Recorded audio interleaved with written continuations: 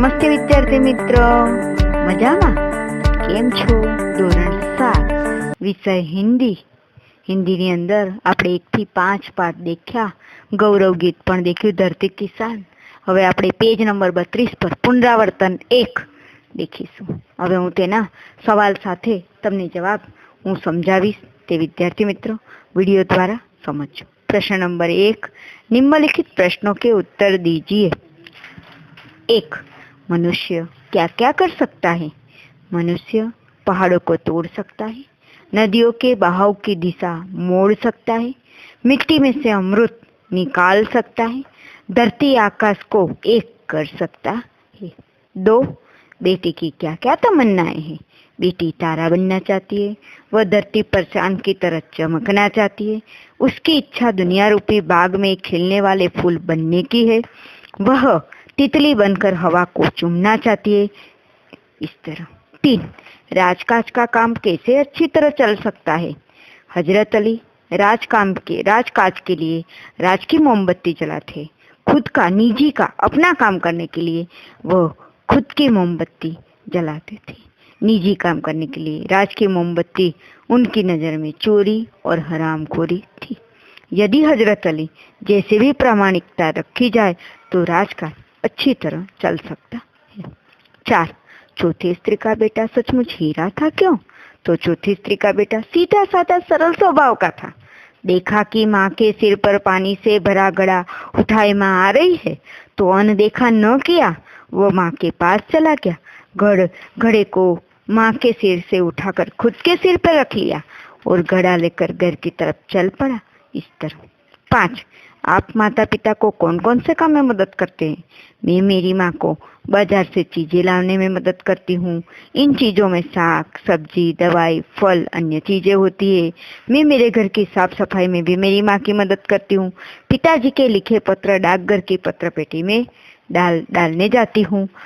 धोबी के यहाँ से कपड़े ले आती हूँ। यह कहने के अनुसार खाने पीने की चीजें लाता हूँ। इस प्रकार। 6. डॉक्टर अब्दुल कलाम ने ईमेल से हमें क्या सीख दी है? डॉक्टर कलाम कहते हैं कि हमारी सरकार चुनने के लिए मतदान कर निश्चित न हो जाए। हम ऐसा न सोचे कि अब हमारी सारी जिम्मेदारी चुनी हुई सरकार उठाएगी, हमारे सारे काम सरकार करेगी और हम कागज के कूड़ेदान में डालने की तकलीफ नहीं उठानी है। सामाजिक समस्याओं के बारे में भी हमें अपना स्वार्थ नहीं देखना है। बाहर से दहेज का विरोध करके चुपके से दहेज लेना बहुत ही गलत बात है। इसी प्रकार। प्रश्न नंबर 2, रूपरेखा के आधार पर कहानी लिखिए। तो आपको रूपरेखा दी गया है कि एक चरवा जंगल में बकरियां चराने जाना, एक बकरी का दूर चले जाना, भेड़िया का आना, बकरी को खाने की इच्छा, बकरी को गाना गाने की इच्छा, मैं करना, आवाज सुनकर चरवाहे की लाठी लेकर आना, भेड़िए का भाग जाना, बकरी की जान बचना। सीख। तो इस कहानी को उचित क्रम, उचित शीर्षक और बोध के साथ मैं समझाती हूँ। तो उसका शीर्षक आएगा बकरी की चतुराई अथवा चालाक बकरी। एक चरवाहा था, वह रोज बकरियों चराने के लिए जंगल में जाता था। एक दिन एक बकरी घास चरते चरते कुछ दूर निकल गई। उसने किसी घुराने की आवाज सुनी। उसने सिर उठाए देखा तो सामने एक भेड़िया खड़ा था। भेड़िया बोला, मुझे बड़ी भूख लगी है, अच्छा हुआ तो सामने आ गई, अब मैं तुझे खाऊंगा। बकरी पहले तो बहुत घबरा गई, फिर उसने हिम्मत से काम लिया। वो बोली, आप मुझे खाना चाहते हो तो कोई बात नहीं, परंतु आप मेरा एक गाना सुन लीजिए। भेड़िया बोला, चलो ठीक है, तो अपना गाना सुना दे। बकरी जोर जोर से मैं करने लगी। आवाज सुनकर चरवाहा लाठी लेकर वहां पहुंचा। उसको आता हुआ देखकर भेड़िया भाग गया और बकरी की जान बच गई। तो कहानी बहुत छोटी है पर बहुत अच्छी सीख दे जाती है। तो सीख क्या मिलती है कि मुसीबत आने पर घबराने नहीं चाहिए, हिम्मत से बुद्धि युक्ति से काम लेने पर मुसीबत दूर हो सकती है। प्रश्न नंबर 3, अपने विद्यालय में मनाए गए प्रजासत्ताक दिन के बारे में जानकारी देता हुआ पत्र अपने मित्र को लिखिए। अभी गई अपनी प्रजासत्ताक दिन, तो आप ये पत्र लिख सकते हो। पहले पता, फिर प्रिय मित्र, जय हिंद। पिछले सप्ताह प्रजासत्ताक दिन के कार्यक्रम की तैयारी में व्यस्त था, इसीलिए पत्र का उतरने देरी हो गई। इस बार हमारे विद्यालय में 26 जनवरी का कार्यक्रम शानदार हुआ। विद्यालय के प्रांगणों चारों ओर सजाया गया। पुलिस कमिश्नर दत्ता जी के विशेष आमंत्रित रूप से बुलाया गया था। उन्होंने कार्यक्रम की अध्यक्षता की थी। सुबह में 7:30 बजे दत्ता जी राष्ट्रध्वज फड़काया। राष्ट्रगीत के बाद अध्यक्ष महोदय ने संक्षिप्त भाषण, प्रजासत्ताक शब्द का अर्थ और उसका महत्व बताया। उन्होंने कहा कि सच्चे जागरूक नागरिक थे प्रजासत्ताक को सफलता बना सकते।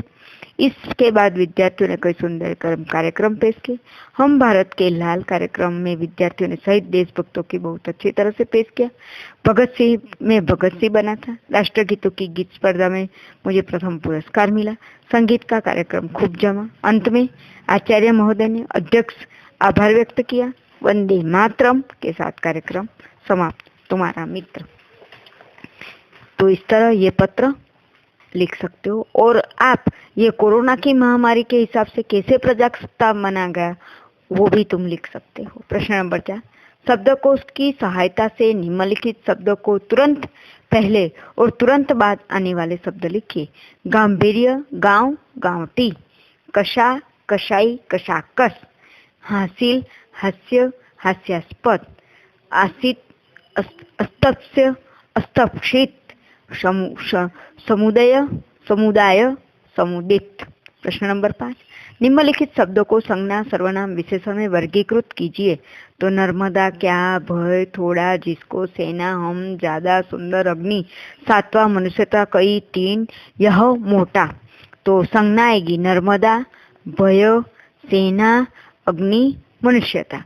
सर्वनाम आएगा क्या, जिसको, हम, यह। और विशेषण आएगा थोड़ा, ज्यादा, सुंदर, सातवां, कई, तीनों और मोटा। प्रश्न नंबर 6, काव्य पंक्तियों का भावार्थ कीजिए। धरती सा धीर तू ही, अग्नि सा वीर, तू जो चाहे तो काल को भी थाम ले। तो हे मनुष्य, तुझ में धरती जैसा धीर है, तू अग्नि जैसी शक्ति है तेरे में, तू चाहे तो काल को भी रोक सकता है। निज को तू जान जरा, शक्ति पहचान, तेरी वाणी में युग का आह्वान है। तू अपनी शक्ति को पहचानना, तेरी वाणी में युग की ललकार है, तेरी आवाज सारे युग की आवाज है। तो हर एक विद्यार्थियों को पुनरावर्तन हिंदी की नोटबुक में अच्छे अक्षरों से लिखना। अस्तु।